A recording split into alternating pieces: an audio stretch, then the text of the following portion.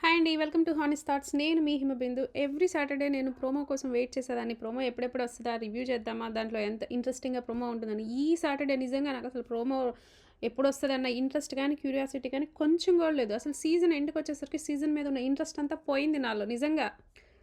So, 'Nagarjuna' గారైతే ఈ week double elimination ఉంటుందని చెప్పారు. బట్ అలాగే అవినాష్‌కి నువ్వు ఫస్ట్ ఫైనలిస్ట్ అయ్యావు. నువ్వు టికెట్ టు ఫినాలో గెలిచావు అనేసి ఒక సెలబ్రేషన్ చేశారు. నేను నిన్నే అనుకున్నా ఎందుకు ఈ సెలబ్రేషన్ చేయలేదు అవినాష్ కంటే. సో, ఇవాళ 'నాగార్జున' గారి చేతుల మీదుగా చేయాలని ఉందేమో అందుకేమో మిస్ చేశారు.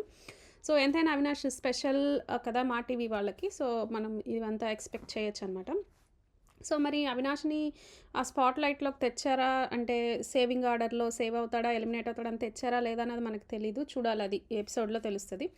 ఇకపోతే ప్రైజ్ మనీ 54,00,000 అంటున్నారు. నిజంగా మీ ఒపీనియన్ నాకు ఈ విషయంలో కావాలి. 8 ఇయర్స్ బ్యాక్ 50,00,000 అంటే అది చాలా పెద్ద అమౌంట్. 50,00,000 ఒక సెలబ్రిటీకి ఆ షోలో వచ్చిన వాళ్ళు గెలుచుకున్నారంటే.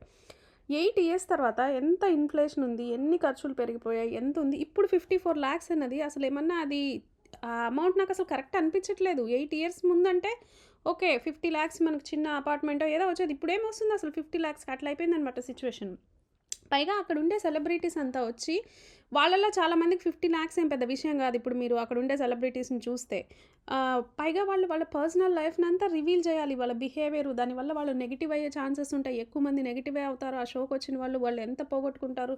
పోనీ అందరికేమన్నా ప్రైజ్ మనీ వస్తుందంటే రాదు. కాబట్టి వాళ్ళకి ఇంకొంచెం ఎక్కువ అమౌంట్ పెట్టుంటే బావుండేది. అట్‌లీస్ట్ మినిమమ్ 1,00,00,000 అన్నా పెట్టుంటే వాళ్ళు వాళ్ళ పర్సనల్ లైఫ్‌నంతా రివీల్ చేస్తున్నందుకు షోలో అది వర్త్ ఏమో అనిపిచ్చేది. ఇది ఎలా ఉందంటే మేము బీటెక్ అయిపోయినప్పుడు మాకు స్టార్టింగ్‌లో టీసీఎస్, ఇన్ఫోసిస్ 3,00,000 అనేవాళ్ళు సాలరీ అప్పుడెప్పుడో.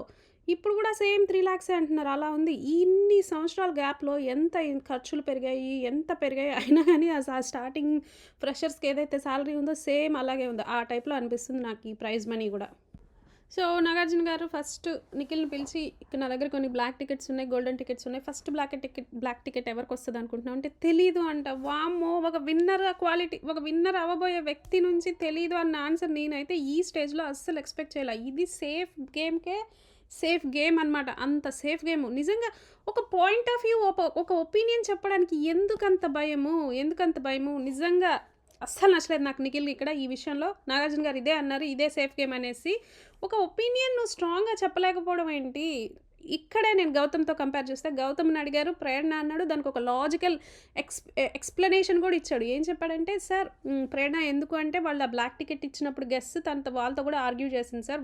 వాళ్ళకి వేరే రీజన్స్ ఉండొచ్చు. తను యాక్సెప్ట్ చేసి ఉండాలని." నిజం. ఆ రోజు నాకు కూడా అలాగే అనిపించింది. గెస్ట్‌లు ఏ రీజన్ తన్నా ఇచ్చుండొచ్చు. దాన్ని యాక్సెప్ట్ చేయాలి. ఇంకేం చేయలేం. వాళ్ళతో ఆర్గ్యూ చేయడం వల్ల తనే నెగెటివ్ అయితది. ఆర్గ్యూ చేయకుండా ఉంటే ఆడియన్స్ దగ్గర తనకి పాజిటివ్ వచ్చుండేది ఆ రోజు.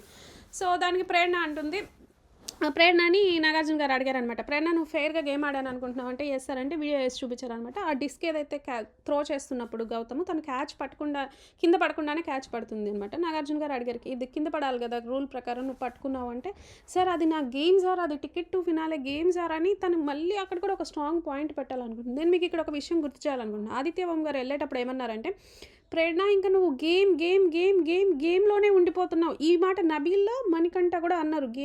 ఆల్వేస్ ఇంక గేమ్‌లోనే ఉండిపోతున్నావు అనేసి. ఆ అమ్మాయి గేమ్ అన్న దాంట్లో ఫ్రెండ్స్‌ని కూడా పోగొట్టుకుంది. యష్మి తనకి బెస్ట్ ఫ్రెండ్ పోగొట్టుకుంది. ఈ ఓజీస్ అంతా ఒక గ్రూప్‌గా ఉన్నప్పుడు వాళ్ళు ఒక రోజు ఒక గేమ్‌లో ఆ అమ్మాయికి మెగా చీఫ్ తనకి ఆ పప్పీస్ టాస్క్‌లో ఆ అమ్మాయిని సెలెక్ట్ చేయలేదని అన్‌డిజర్వింగ్‌లో ఆ గ్రూప్‌ని వదిలేసి వచ్చేసింది ఆ అమ్మాయి ఈ పక్కకి.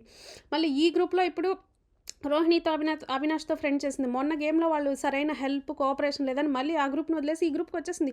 ఆ అమ్మాయి ఎట్లంటే, ఆ అమ్మాయి గేమ్‌కి హెల్ప్ చేయకపోతే ఇంక వదిలేస్తది. ఫ్రెండ్‌షిప్ లేదు, ఏం లేదు. అంత సెల్ఫిష్ అనమాట ఆ అమ్మాయి.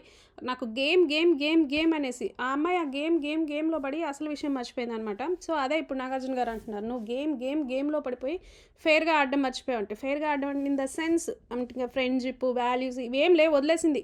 తను గెలవాలి ఎట్లైనా అంతే.